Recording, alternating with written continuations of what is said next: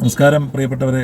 ഞാൻ ഇപ്പോൾ ഇങ്ങനൊരു വീഡിയോ ചെയ്യുന്നത്, ഞാൻ ഇന്നലെ വായിച്ച ഒരു ബുക്കിൽ ഒരു അധ്യാപന ജോലിയുടെ ഒരു മഹത്വം മനസ്സിലാകുന്ന ഒരു ഭാഗം വായിക്കാനിടയായി. അതിങ്ങനെയാണ്: ഒരു ടീച്ചറാണ് നിങ്ങൾ. നിങ്ങളുടെ അയൽവക്കത്തുള്ളൊരു കുട്ടി നിങ്ങളുടെ അടുത്തേക്ക് പെറ്റ് ഡോഗിനെ പറ്റി ഒരു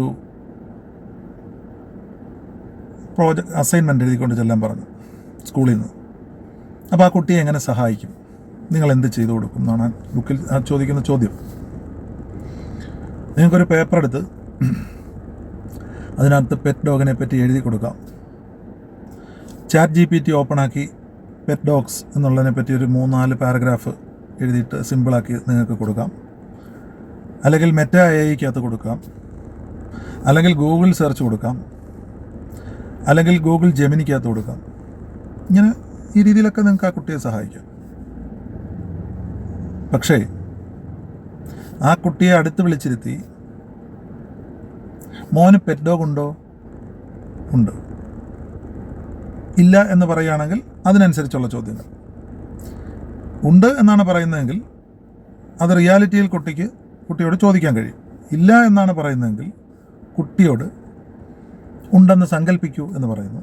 അതിൻ്റെ നിറം എന്താണെന്ന് ചോദിക്കുന്നു, അതിൻ്റെ ഉയരം എന്താണെന്ന് ചോദിക്കുന്നു, അതിനെന്ത് ആഹാരം കൊടുക്കുമെന്ന് ചോദിക്കുന്നു, എപ്പോഴൊക്കെ അത് ആഹാരം കഴിക്കുമെന്ന് ചോദിക്കുന്നു, അതിൻ്റെ സ്വഭാവ രീതികൾ എങ്ങനെയാണെന്ന് ചോദിക്കുന്നു, അതെങ്ങനെ കുരയ്ക്കും, അതിന് എന്തൊക്കെ മെഡിസിൻസ് നമ്മൾ കൊടുക്കേണ്ടി വരും, അതിൻ്റെ ആഹാരക്രമം എങ്ങനെ നിയന്ത്രിക്കും, അതിനെ എങ്ങനെ പ്രഭാത കൃത്യങ്ങൾ ചെയ്യിക്കും, അതിനെ എങ്ങനെ കുളിപ്പിക്കും തുടങ്ങിയ കാര്യങ്ങൾ ആ കുട്ടിയോട് ചോദിച്ച് അതിനെക്കൊണ്ട് അഭിപ്രായം പറയിപ്പിച്ച് കുട്ടിയുടെ മനസ്സിൽ ഒരു പിക്ചർ ഉണ്ടാകുന്നു, രൂപപ്പെടുത്തിയെടുക്കുന്നു.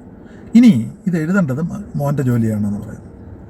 അപ്പോൾ എഴുതേണ്ടത്, പ്രോജക്റ്റ് തയ്യാറാക്കേണ്ടത് സ്വന്തം ഉത്തരവാദിത്വത്തിൽ വരുന്ന കാര്യമായതുകൊണ്ട് അത് സ്വന്തമായിട്ട് കുട്ടി എഴുതുന്നു. അങ്ങനെ കുട്ടിയെ എഴുതാൻ സഹായിക്കും. ഞാൻ പറഞ്ഞു വന്നത്, മറ്റേതെങ്കിലും ഒരു ജോലിയുമായിട്ട് നമ്മൾ ഈ അധ്യാപന ജോലിയെ കമ്പയർ ചെയ്ത് നോക്കിയാൽ, ഇപ്പോൾ ഒരു ഡോക്ടറുടെ മുമ്പിൽ നമ്മൾ അസുഖമായിട്ട് പോയാൽ ആ അസുഖത്തെ അദ്ദേഹം മാറ്റുകയാണ് ചെയ്യുന്നത്, മാറ്റാനുള്ള പ്രവൃത്തി അദ്ദേഹം ചെയ്യുകയാണ്. ഒരു എഞ്ചിനീയർ അടുത്ത് നമ്മളൊരു കാര്യത്തിന് പോയാൽ കെട്ടിടം വരയ്ക്കാനുള്ള പ്ലാൻ നമുക്ക് എഴുതി വരച്ച് തരികയോ അല്ലെങ്കിൽ അതിന് വേണ്ട സഹായങ്ങൾ ചെയ്തു തരികയാണ് ചെയ്യുന്നത്. ഒരു അഡ്വക്കേറ്റിൻ്റെ അടുത്ത് നമ്മൾ പോയാൽ സംഭവിക്കുന്നത് എന്താണ്? നമ്മുടെ കേസ് വാദിച്ച് വിജയിപ്പിച്ച് തരികയാണ് ചെയ്യുന്നത്. പക്ഷേ ഒരു അധ്യാപകൻ്റെ മുമ്പിൽ എത്തുന്ന അയാൾക്ക് എന്താണോ ആവശ്യം അത് സ്വയം ചെയ്യാൻ പ്രാപ്തനായി തിരികെ പോവുകയാണ് വേണ്ടത് എന്നുള്ള ഒരു സന്ദേശമാണ് എനിക്ക് ഈ വീഡിയോയിലൂടെ നിങ്ങളെ അറിയിക്കാനുള്ളത്.